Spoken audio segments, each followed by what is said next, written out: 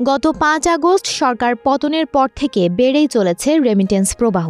দেশে চলতি বছরের প্রথম ৪ দিনে রেমিটেন্স এসেছে ২২,৬৭,০০,০০,০০০ মার্কিন ডলার।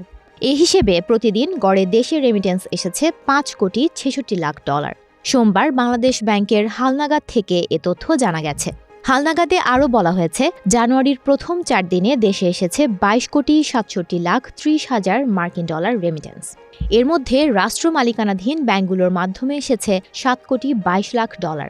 এছাড়া বিশেষায়িত ব্যাংকের মাধ্যমে ১,১,১০,০০০ ডলার, বেসরকারি ব্যাংকের মাধ্যমে ১৪,৩৯,৯০,০০০ ডলার ও বিদেশি খাতের ব্যাংকগুলোর মাধ্যমে এসেছে ৪,৪০,০০০ ডলার।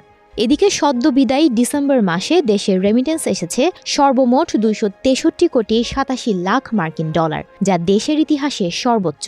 একক মাস হিসেবে এর আগে কখনোই এত পরিমাণে রেমিটেন্স আসেনি। এছাড়া ২০২৪ সালে দেশে মোট রেমিটেন্স এসেছে ২,৬৮৮,৯১,০০,০০০ মার্কিন ডলার।